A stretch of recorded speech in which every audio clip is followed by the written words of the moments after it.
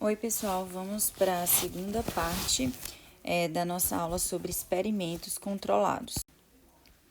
Nessa aula, eu vou apresentar para vocês o processo para executar um experimento e dentro desse processo eu vou detalhar melhor o escopo, o planejamento e a operação. Essas três coisinhas, essas três fases aí dentro do processo de execução do experimento. Então, vamos lá. Qual é o processo de execução? Como a gente viu em todos os outros métodos, nós precisamos seguir um processo, né, para garantir que a gente está executando todos os passos necessários no planejamento, na operação, a fim de obter resultados confiáveis, né? Então, no caso do experimento, existe aí esse processo de 5 fases, né? Tudo começa quando você tem aí uma ideia de experimento e aí essa ideia você vem para a primeira fase, que é a fase do escopo. Depois você vem planejar o experimento. Depois tem a operação do experimento. Depois a quarta fase, que é a análise e interpretação. E a quinta fase e última, que é a apresentação e empacotamento dos resultados para que ele possa então ser reportado. Então, eu vou detalhar melhor as seguintes fases, né? Escopo, planejamento e operação nessa aula, certo? Então, aqui, pessoal, a gente consegue ver que cada uma das fases, né? Como tirando o escopo, né? Mas planejamento, operação, interpretação, ela se especifica, se subdivide em mais passos, em pequenos passos, certo?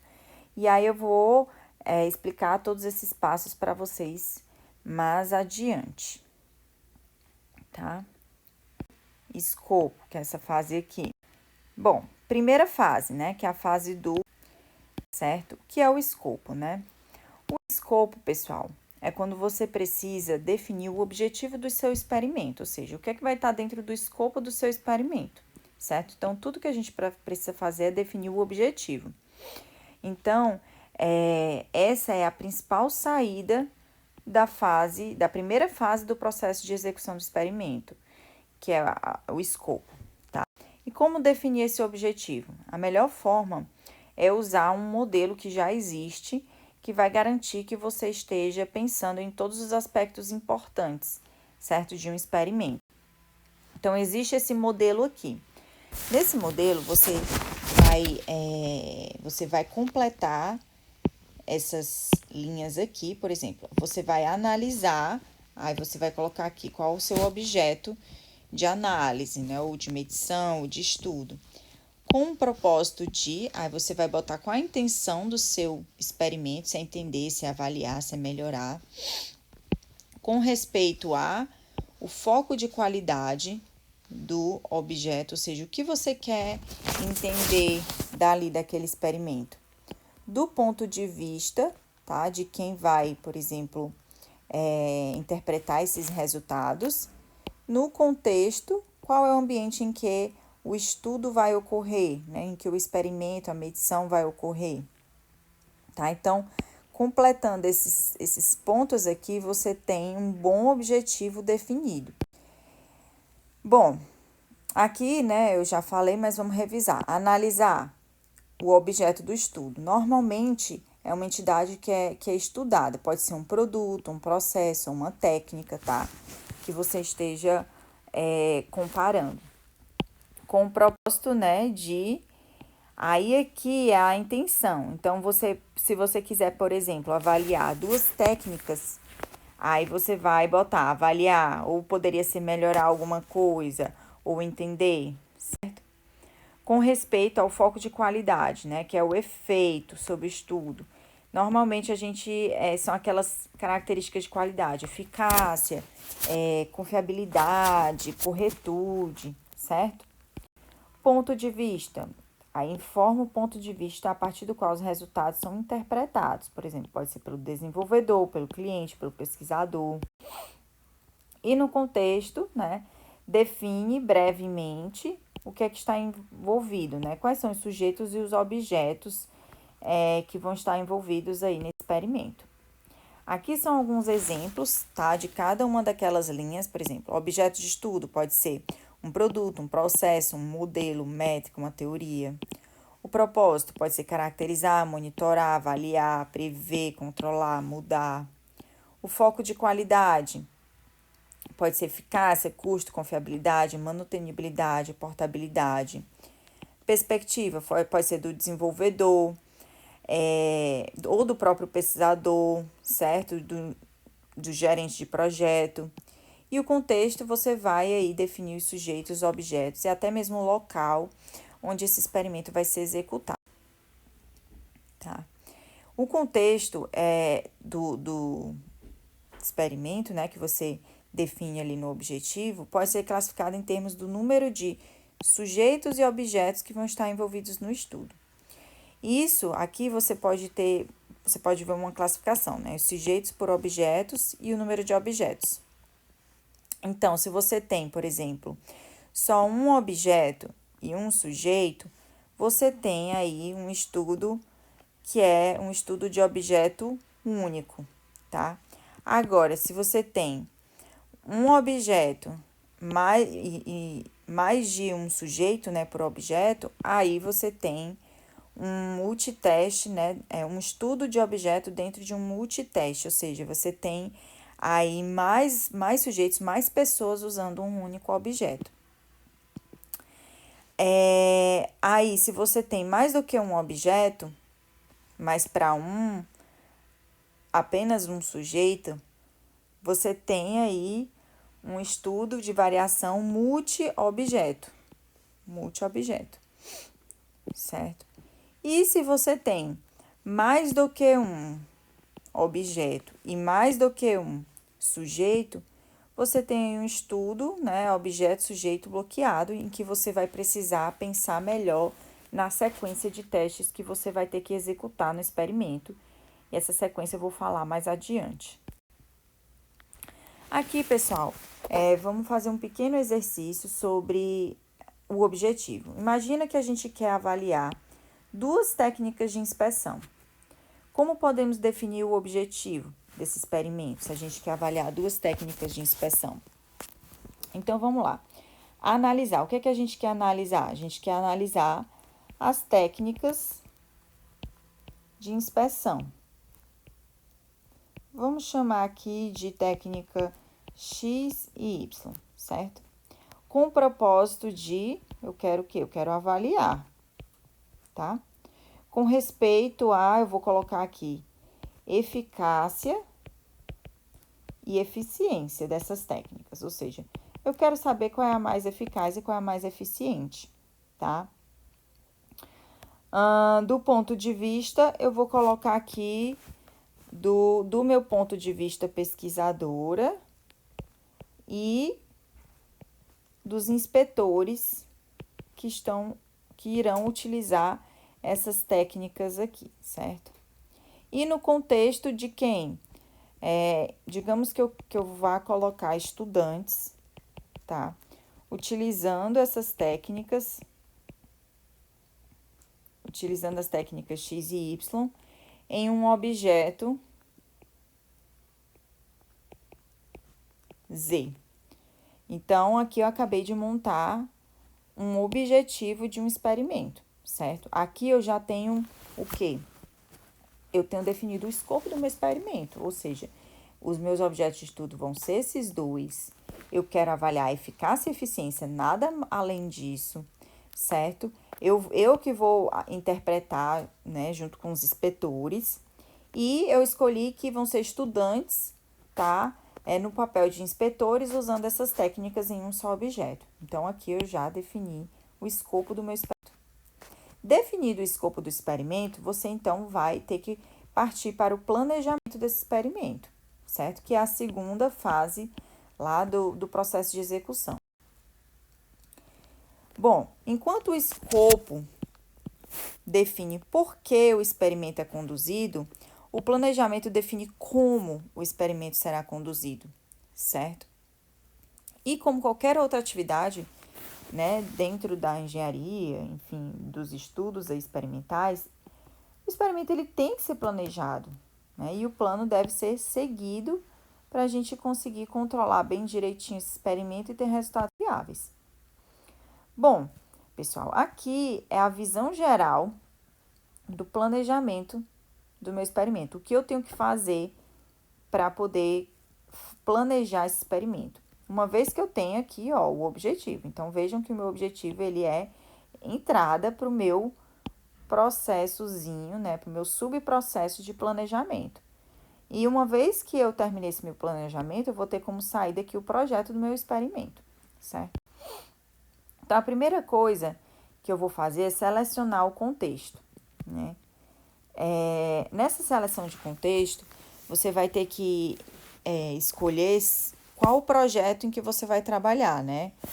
Por exemplo, se eu for aplicar as minhas técnicas, eu vou aplicar num projeto real ou num projeto, por exemplo, que eu vou definir, tá? Especificamente para aquele projeto, desculpa, para aquele experimento. Aí a gente tem aqui, né, essa perspectiva. Se eu vou escolher um problema brinquedo, digamos assim, ou seja, que eu vou criar, ou se eu vou tratar de um problema real, tá? Eu também vou ter que definir se esse meu experimento ele vai ocorrer dentro de um projeto real, tá? Ou seja, ele vai acontecer com um projeto ocorrendo, que a gente chama de online, ou se não, vai ser offline. Tipo, eu quero avaliar uma técnica de inspeção, mas como eu quero ter o controle, eu não vou poder parar todo o meu projeto, né, para poder executar um experimento. Então, eu faço uma coisa offline. Isso quer dizer que eu não estou fazendo dentro do projeto que está acontecendo, certo? Eu vou parar para poder fazer aquele experimento. Eu tenho que escolher se vai ser com profissionais ou se vai ser estudante, né? Se você vai usar realmente, por exemplo, inspetores, digamos assim, de verdade, né? O que eu quero dizer é pessoas que realmente trabalham com isso, tá? Ou se eu vou escolher, ao invés disso, estudantes. E todas essas escolhas, pessoal, vai definir, né, quão geral ou quão específico vai ser o seu experimento. Então, porque se você, ao invés de escolher profissionais, se você escolhe estudantes, você tá meio que deixando de lado um pouco daquilo que a gente fala que o experimento ele tem que ser geral, né? Porque a gente quer generalizar os resultados. Então, quando você usa estudantes, você está deixando para um público mais específico, tá certo? Quando você usa um problema mais brinquedo, você também está deixando para uma coisa mais específica. Então, a generalidade está sendo prejudicada. Mas tudo isso é questão de escolhas, né? É um trade-off, tá? Porque muitas vezes você não consegue inspetores de verdade, você precisa usar estudantes. Isso porque usar inspetores de verdade, né, tem um custo, certo? E você tem que pesar, né, o quanto você quer que seja geral, mas o quanto de dinheiro você tem para poder fazer aquele experimento, certo? Bom, depois que definiu o contexto, você tem que formular suas hipóteses, né? A gente já estudou aí o que são hipóteses, vocês vão ter que definir a hipótese nula e a hipótese alternativa, tá? Revisando aqui, hipótese nula é aquela que declara que não há nenhum relacionamento estatisticamente significante. Então, por exemplo, nas técnicas aí, a hipótese nula seria a técnica de inspeção X encontra em média o mesmo número de defeitos que a técnica Y. Tá, e tem a hipótese aí alternativa, que é a favor da qual a hipótese nula é rejeitada. Então, a técnica de inspeção X encontra em média mais faltas do que a técnica Y. Lembrando que a gente quer o quê? A gente quer rejeitar a hipótese nula, para que a gente possa aceitar a alternativa, certo? Definir a sua hipótese. Então, depois E aí tem o teste de hipótese. O teste de hipótese, ele só é executado lá na análise, certo? Na análise dos resultados. Existem diversos testes que podem ser utilizados para avaliar a hipótese. Então, eles são todos baseados no fato de que as hipóteses são formuladas antes dos testes estatísticos serem escolhidos e executados. Então, antes de você escolher um teste, você precisa que você define a sua hipótese e é que você pensa no teste. Aí, depois tem a seleção de variáveis. Lembra que tem as variáveis independentes e as dependentes? Pois bem, no planejamento você precisa definir essas variáveis, né? As variáveis independentes, revisando, né, são aquelas que nós podemos controlar e mudar no experimento. É como se fossem as variáveis de entrada. Não é trivial, não é fácil escolher essas variáveis. Por quê? Porque requer um conhecimento do domínio, tá, gente? Então, se você está estudando com técnicas, você vai ter que entender qual é a variável que eu vou avaliar a eficácia e eficiência das minhas técnicas. Então, eu preciso ter um certo entendimento de métricas, principalmente, tá? Aí, essas variáveis vão ter os efeitos nas variáveis dependentes. Então, de novo, eu preciso ter também um conhecimento, porque essa variável dependente normalmente vai ser o quê? Vai ser uma métrica, certo? Que é a que vai me dizer o efeito da mudança da variável independente. Então, eu preciso ter um certo conhecimento aí do domínio e de medição. Depois disso, você vai selecionar os sujeitos, né? Os sujeitos são aqueles participantes. São os participantes do seu estudo. Eles devem ser representativos da população. A população é todas aquelas pessoas. Então, por exemplo, eu quero avaliar os desenvolvedores, eu quero avaliar eles não, eu quero avaliar uma coisa que vai precisar, que os desenvolvedores, né, de Java experientes usam, tá? Aí eu vou ter que, a minha população é todos os desenvolvedores, tá? E aí, só que eu não, é quase impossível, né, você usar toda essa população. O que você vai fazer? Você vai pegar uma amostra, simple, uma amostra desses desenvolvedores aqui, certo? E aí, em geral, você não tem acesso a toda a população e por isso você recorre, então, a uma amostra da população. E como fazer a seleção dessa amostra? Bom, pode ser probabilística ou não probabilística. Probabilística é quando você conhece a probabilidade de selecionar cada sujeito, ou seja, você sabe a quantidade da sua população, certo? E não probabilística é quando a probabilidade não é conhecida, ou seja, você não tem ideia de quantos sujeitos tem na sua população. Dessas amostragens aqui, existem técnicas. E aí, para cada uma dessas técnicas, tá? Então, eu vou falar aqui das técnicas para amostragem probabilística, que é aquela em que você conhece a sua população, você sabe a probabilidade de selecionar um sujeito. Aí temos, primeiro, a amostragem aleatória simples, que é basicamente selecionar aleatoriamente uma lista de participantes, certo? Não tem muita estratégia por trás. Tem a amostragem estratificada, que é aquela em que você divide o seu grupo, a sua população em grupos e depois você aplica a amostragem aleatória simples em cada grupo, certo? E tem a amostragem sistemática, que é aquela em que você determina um intervalo de tamanho K, certo? Esse tamanho K normalmente é o número da população dividido pelo número de pessoas que você vai selecionar. E aí depois você escolhe aleatoriamente o primeiro elemento dentro desse intervalo. E a partir disso, você seleciona os elementos de acordo com o tamanho do intervalo até chegar ao tamanho desejado da sua amostra. A amostragem o que? Você escolheu aleatoriamente o primeiro elemento, entre 1 e K. Eu vou apresentar aqui um exemplo, porque essa aqui é um pouquinho mais complicada. Mas imagine que você tem uma população de 1000 nomes, certo? Essa aqui é a sua população. E você quer selecionar aqui uma amostra de tamanho 200, ou seja, 200 nomes, certo? Então, na sistemática, você vai definir aqui um intervalo K.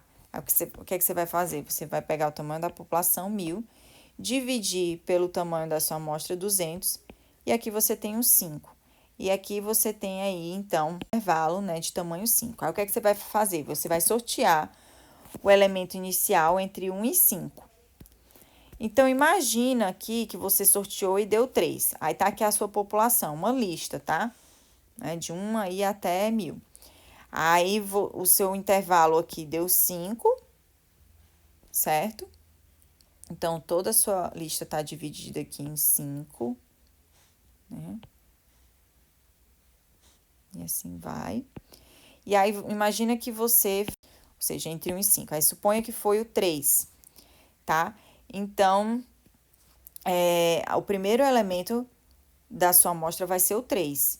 E em seguida, vai ser o terceiro elemento de cada intervalo. Então, aqui, 6, 7, 8, eu vou escolher o 8. Aqui, 11, 12, 13, 14, 15, vou escolher o 13. Então, a minha amostra vai ser o quê? O número 3, o 8, o 13 e assim por diante. Então, esse aí é um outro jeito também de selecionar participantes. E para a amostragem não probabilística, que é aquela que a gente não conhece a quantidade, né, da população, não tem ideia da probabilidade de selecionar um sujeito. Aí nós temos a amostragem por conveniência, que é o quê? Que é selecionar as pessoas mais convenientes e mais próximas, tá, a você. Então, imagina que você queira escolher desenvolvedores de aplicações de internet das coisas. Mas você não tem ideia, isso no estado do Ceará, mas você não tem ideia da quantidade, né, que existem. Você não sabe a quantidade total. Então, você vai fazer o quê? Você pode adotar essa amostragem por conveniência, que é chamar quem você conhece que está ali mais próximo, né? Então, você vai chamando e convidando para o seu experimento, certo? Existe um problema, tá? Com essa amostragem por conveniência, né? Quando você faz isso, você tá tirando um pouco da capacidade de generalização, certo? Do seu experimento.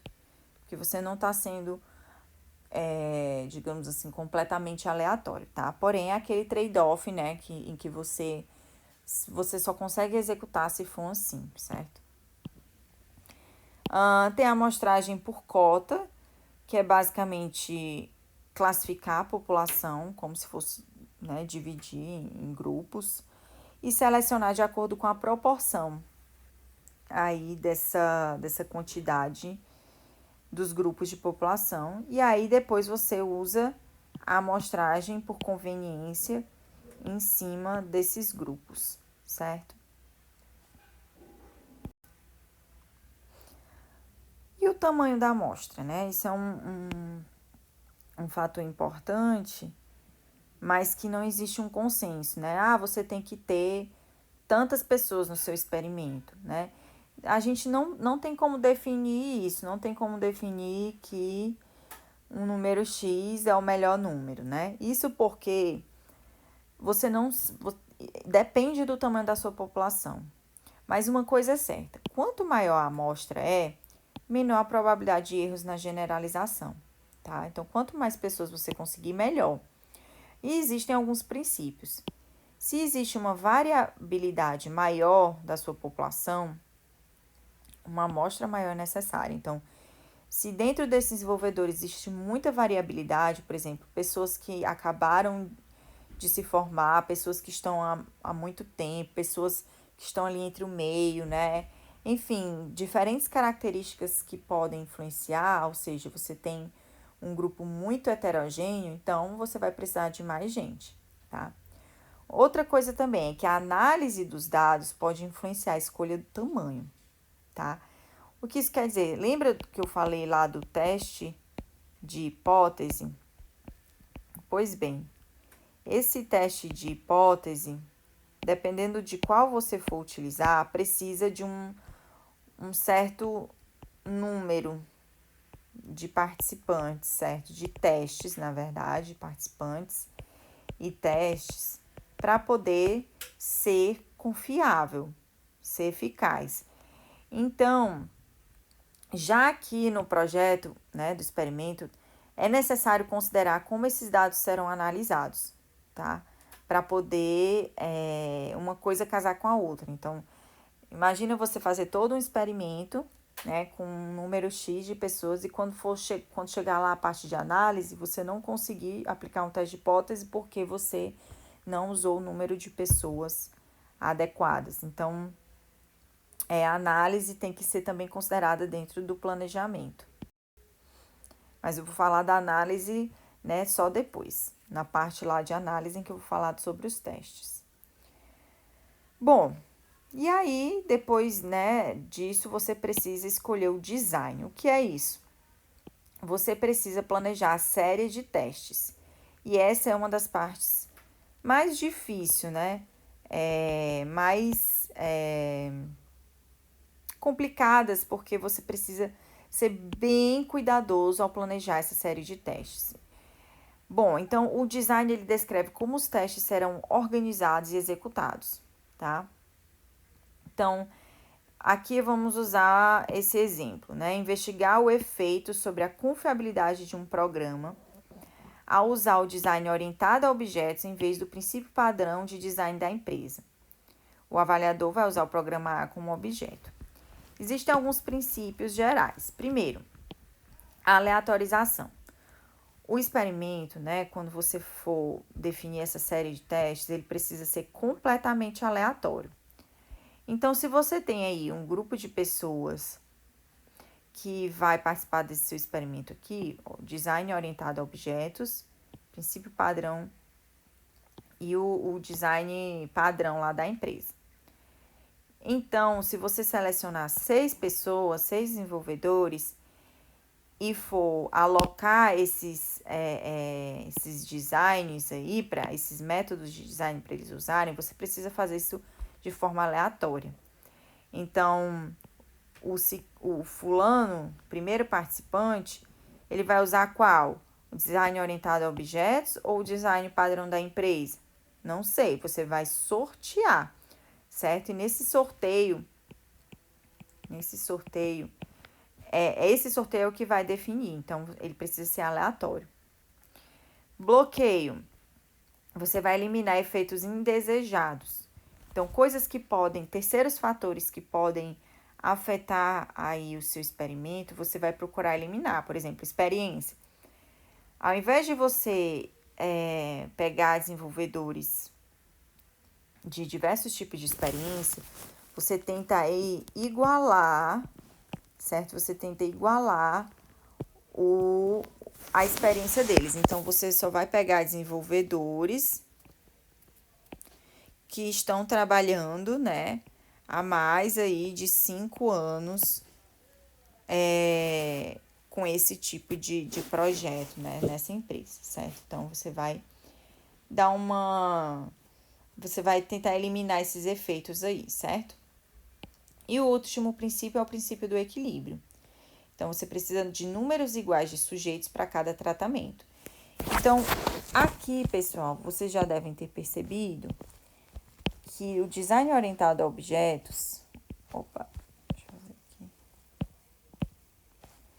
O design orientado a objetos é um tratamento, certo? E o padrão é um outro tratamento que eu quero comparar. Então, na hora de escolher né, de fazer essa série de testes, você não vai poder fazer o seguinte: eu vou colocar 10 desenvolvedores para usar esse meu design orientado a objetos e vou colocar 5 para usar o design padrão. Não. Você vai ter que colocar números iguais, certo? Então, você coloca, por exemplo, ao invés de colocar aqui, você coloca 7 aqui e 7 aqui. Fica com 14 no total, certo? Você precisa equilibrar esses números aqui, para não ser injusto para nenhum lado. E aí, você também precisa escolher de forma justa como você vai fazer a divisão aí dos sujeitos nos tratamentos, certo? Então, por exemplo, você tem aí um fator com 2 tratamentos. Aí você tem 6 sujeitos. Você pode fazer o seguinte: você pode pegar metade aí para usar o tratamento 1 e a outra metade para usar o tratamento 2. Então, aqui você consegue ter um equilíbrio. Ou você pode fazer pareado, que é todo mundo usar os tratamentos. Assim, por exemplo, porque aqui, né, nesse design, o tratamento 1, ele é usado 3 vezes. Mas se você quiser ter mais usos desses tratamentos, para você ter mais resultados, você pode, então, fazer com que cada sujeito use os 2 tratamentos. Porém, a ordem vai ter que ser equilibrada. Então, por exemplo, quem começa com um determinado tratamento, por exemplo, o sujeito 1 começou aqui com 2, né? Então, você vai trocando aqui. Então, os outros vão começar com 1. E aqui você tem um determinado equilíbrio entre a alocação aí de tratamentos por sujeito, certo? Tudo isso é para que o experimento fique justo, né, para todos os tratamentos. E aí, conforme você vai aumentando o número de tratamentos, então imagina que eu tenho um experimento que tem um fator com mais de 2 tratamentos, né? Vai ficando mais complexo, porém, os mesmos princípios vão ter que ser respeitados. Então, aqui eu tenho 6 pessoas, 3 tratamentos. Então, é a mesma coisa, só que aí eu vou diminuir mais ainda o número de usos, né? Nesse caso, então, o tratamento 1 só vai ser usado 2 vezes, mas eu também posso partir para aquele outro tipo de design. Aí, de novo, vou ter que respeitar aqui as sequências, a ordem de execução e de uso desses tratamentos, certo? Exemplos era só um fator e 2 tratamentos. E aí, você vai fazendo isso se você tiver mais de um fator aqui, mas se você tiver mais de 2 fatores, o que implica em muitos tratamentos, tá vendo? Se o fator A, tratamento 1 e 2, fator B, 1 e 2, você pode pensar, então, em agrupar dessa forma aqui, certo? Em que os sujeitos, né, vão ser alocados, né, a combinações diferentes de tratamentos, certo? Por fator. E aí, provavelmente, né, você vai ter que ter mais sujeitos, aqui já tem 8, certo? Para ter mais resultados. Mais de 2 fatores, também vai ficando cada vez mais complexo fazer essa divisão. Aqui são 2 maneiras, né? Aqui é uma maneira em que você vai, digamos que agrupando, estratificando por fator, você escolhe o primeiro fator A, lista os tratamentos embaixo. Para cada tratamento, você vai colocar um fator embaixo. Então, para o tratamento 1, A1, eu vou colocar o fator B e os meus tratamentos de B. Aí, você pode ir fazendo assim sucessivamente e dividir os sujeitos por esse agrupamento aí. Sempre o que? Respeitando o equilíbrio. Vejam que aqui eu tenho 2 para cada agrupamento aí de tratamentos e fatores. Outro exemplo é aqui, que você dispõe os fatores, certo? Com todos os seus tratamentos, fator A com aqui os seus tratamentos, o B também, e o C, o fator C também, com seus tratamentos. Aqui são várias combinações, né, de tratamento por fator, e aqui a alocação dos sujeitos, certo? Sempre respeitando, né, o equilíbrio, que é um dos princípios aí para quando você for fazer o design. Bom, depois disso, você vai ter que cuidar da instrumentação. Você vai ter que prover meios para a execução desse experimento. Ou seja, todos os materiais, né, os objetos que você vai usar, códigos, especificações, documentos, os guidelines, as descrições, checklists, os instrumentos de medição, se vão ser formulários, se vão ser logs, como você vai fazer para coletar as métricas, né, os resultados. Então, tudo isso é na parte de instrumentação. E aí, terminou essa fase de planejamento, você vai para a fase de operação, que é essa terceira fase aqui. Vejam que a gente já passou por escopo, já passou por planejamento, agora está na operação, que é de fato executar o experimento. Mas não só executar, né? Você vai primeiro preparar essa execução cuidadosamente. Vejam que o experimento ele tem muito mais passos, né, do que um estudo de caso. Porque a gente sabe que no experimento você precisa ter um controle de tudo, né? Então, uma vez que você esteja com o seu design pronto, você vai preparar a sua operação, vai executar, vai validar os seus dados e no final você vai ter aí os seus dados, seus resultados do experimento. A preparação. Você vai selecionar, informar os participantes, ou seja, vai preparar esses participantes que são os nossos sujeitos, né? Para que eles participem. Você vai preparar esse material, todo o material necessário e acreditem, mesmo para um experimento simples, existe uma grande gama de materiais que você precisa preparar. E aí depois você vem para a execução, que é, de fato, coletar os dados. A validação é sempre checar se os dados foram coletados corretamente. Uma boa maneira de fazer essa validação é através de um teste piloto. Você deve fazer isso, tá? Para garantir que está tudo funcionando corretamente. E é isso, pessoal. Essa é a parte de planejamento, né? Escopo, planejamento e operação, certo? Para mais detalhes, vocês podem ler os capítulos, tá? Que são os capítulos 7, 8 e 9 da parte de experimento controlado.